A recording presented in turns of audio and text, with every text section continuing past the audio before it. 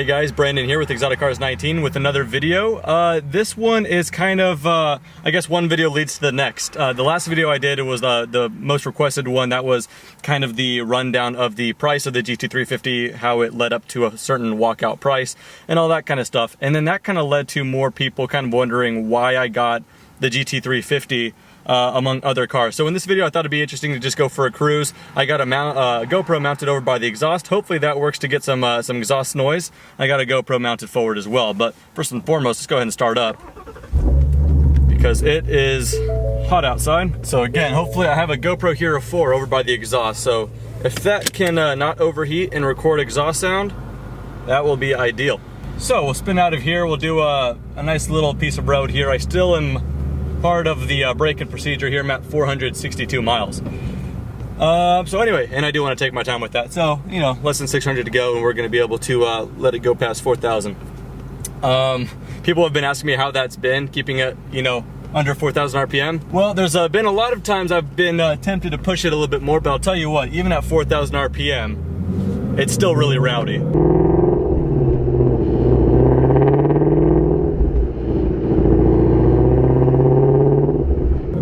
So anyway, I guess we'll just kind of dive right into it.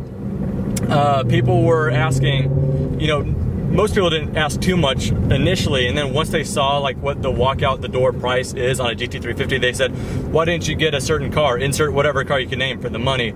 And I guess to answer this question accurately, I have to go back to the BRZ. This will make sense in just a second. When I got the BRZ 4 years ago, I didn't cross shop it with any other car. It was not BRZ or a Genesis or a Miata. All I knew is I wanted the BRZ because just based off of the reviews I've seen. Give me 1 second. We have an underpass here. I'm going to go ahead and crack the windows.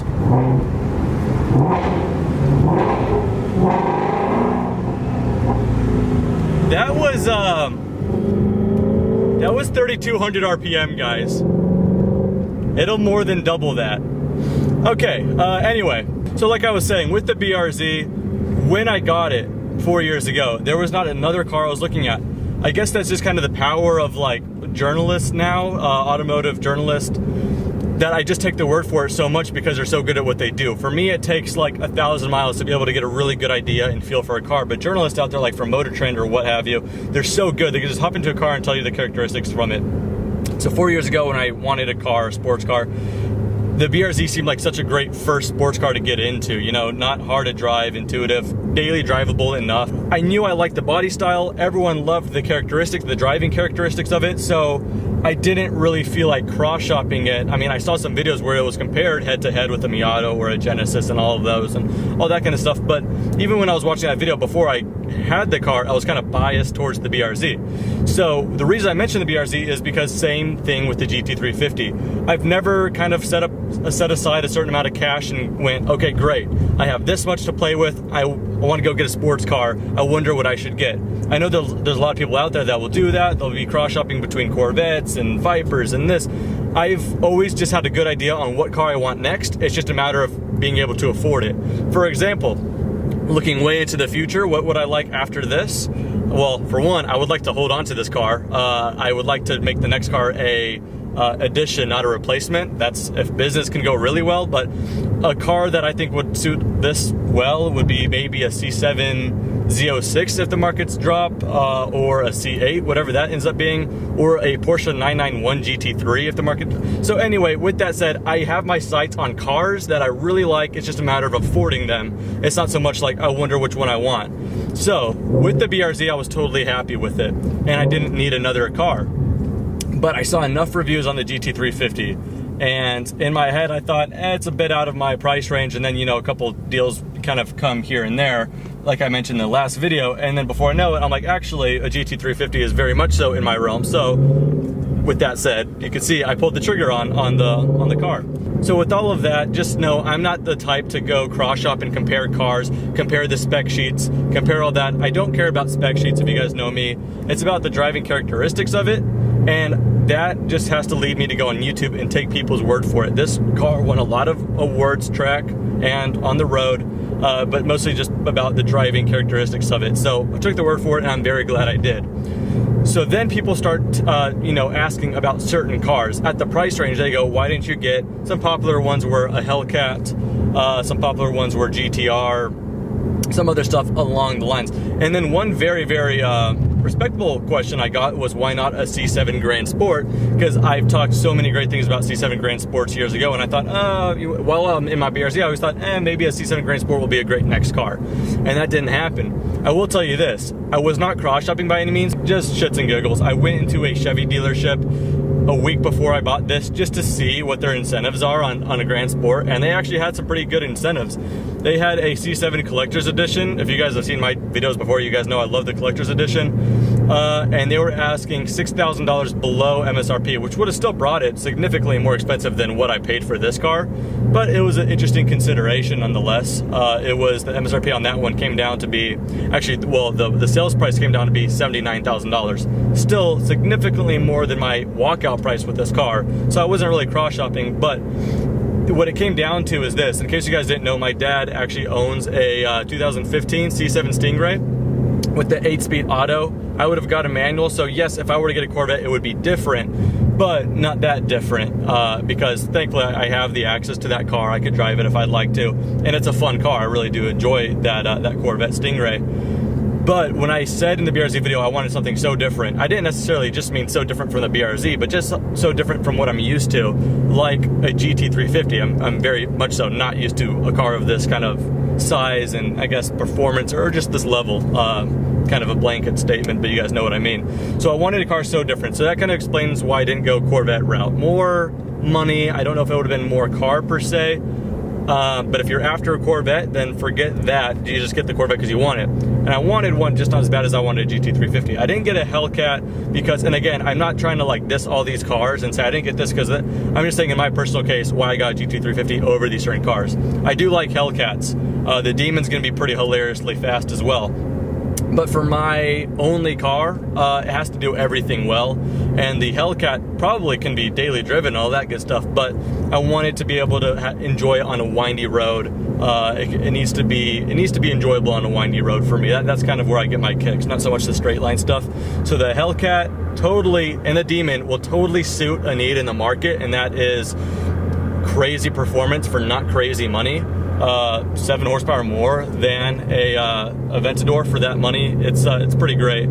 So it totally suits the market, just not me in particular. I hope that makes sense. Then we go to a GTR. That seems to be YouTubers' go-to cars, is Gallardos and GTRs. But the reason I didn't get GTR, a lot of people expected that because they thought BRZ, oh, he finally grew up, now he's gonna get a GTR. Yeah, I do like GTRs, don't get me wrong. I've met people who just hate them with passions. I don't dislike GTRs. It's just not the driving characteristic that I was after. What I was after was preferably a manual transmission with a bigger displacement engine. So 5.2 liter with this engine will do the trick.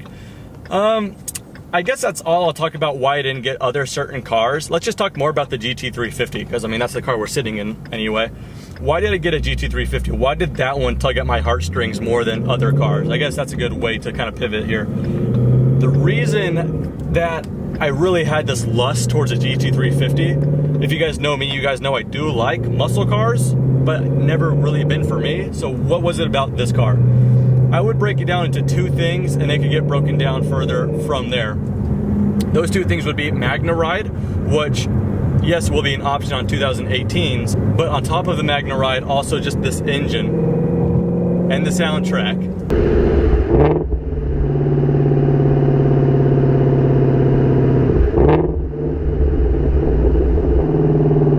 Engine being a larger displacement, still being flat plane crank V8. I don't know if you guys saw Jay Leno's Garage episode on the GT350R, but how the guy from Ford Performance said, we benchmarked the 458 Italia engine, pieced it apart, built it back to be our own. It's a bigger displacement, not as much power as a 458 Italia, 526 from this one. But with all that said, because the flat plane crank V8 and all that, the way that they had done it, it could rev out to 8,250 RPM, which is not at all usual for a V8 of this displacement. So I do like the higher revving stuff.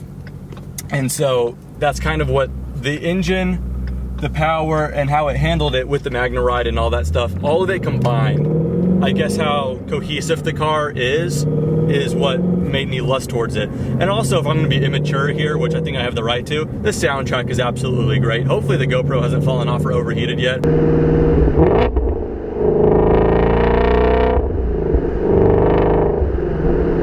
I'm in fourth. I'm going to go ahead and blip the throttle into third. Guys, that's like 3,200 RPM I'm bringing it to. I could go to 4,000 and still be within the means of braking period, and then it will do more than double that once I'm over that. I'm still taking that in. I mean, that's absolutely great. So, anyway, that's just the immaturity reasons, guys. I mean, just being able to downshift, even if it takes longer than a dual clutch, being able to put that clutch in, downshift, blip that throttle, drop the clutch, and just start accelerating again. It just makes me feel like I am in like Bullet or something like that with one of those 60s Mustangs. It's just so good. I don't know. I'm lost for words when I try to describe it, and I haven't even been driving it that hard lately. So I guess that's enough of this video as to why I bought this over other cars, or forget the other cars, why I bought this in general. So you guys, but I still feel like rambling, so bear with me here.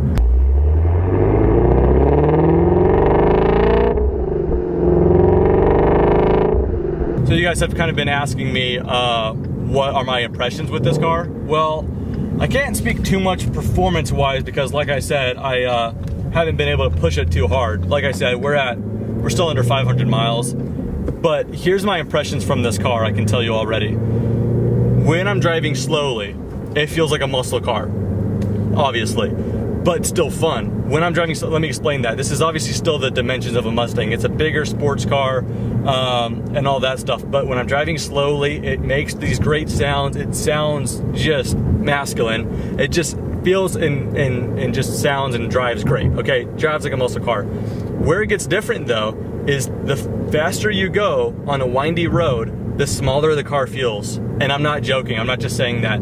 The thing with the BRZ that's so great is it's so light, nimble, small, and you can just, hoon it down a back road and you're having a lot of fun. This car, when you're driving it slowly, just making noise and all that good stuff, just being immature, it feels like a traditional muscle car. But when you start pushing it a little bit, bringing it to 4,000 RPM, like that's all I've been doing, on a windy road, getting some speed, start, with the stiffer steering on, it's very involving. It seems like the more you push it on a windy road, the car just starts to shrink around you and it gets more nimble.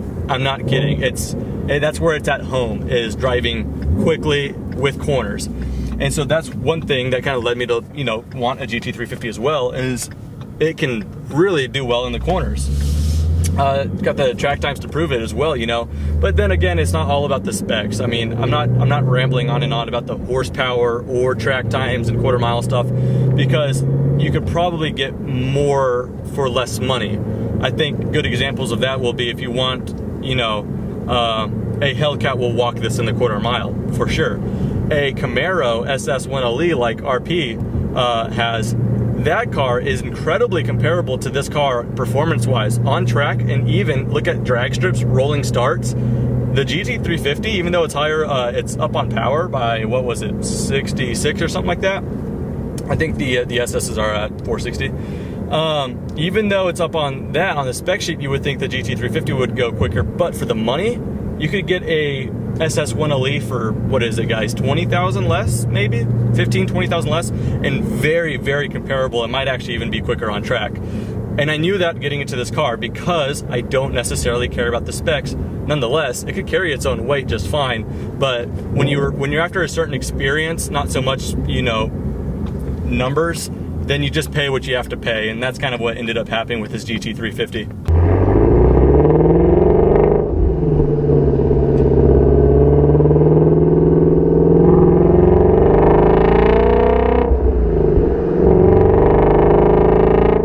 One more thing is, check this out. Looks like I'm gonna scrape. I've already been through here, and crazy enough, no scrape. The BRZ did scrape there, so that's nice. So yeah, speaking of like just the ground clearance and stuff like that, people were wanting me to make like a owner's review with my own car, kind of what's it like to live with. And at 470 miles that I just ticked right now with 470, that's just not enough experience to kind of show you guys an ownership experience. So a video like that will definitely be coming in the future. I don't know how near future that would be, but just know it's coming. I just need to get, you know, more accustomed to the car. I'm trying to think what else, you know, about the GT350 that led me to it. I pretty much covered it all. End of the day, I mean, sometimes you can't really describe why you like certain cars over others. Like one of my favorite cars is a 430 Scuderia, as you guys may know. I really can't put it into words why it is, it just is. So I try to word this as much as I possibly could, the sound, all the immaturity reasons. It has looks to kill, of course that's my opinion. But anyway, I just absolutely lusted towards this car more than I did the rivals for even less money that I've already mentioned. So it just kind of boils down to what's the car that you're going to want to park and look back at and just want to go drive it some more. The GT350 is that car for me. Anyway, I guess I will leave you guys off with a couple downshifts like that. It turns heads too, probably just because I'm obnoxious and I like to downshift at every opportunity. Anyway guys, thank you guys so much for watching. That just about does it for this video. Have a great day.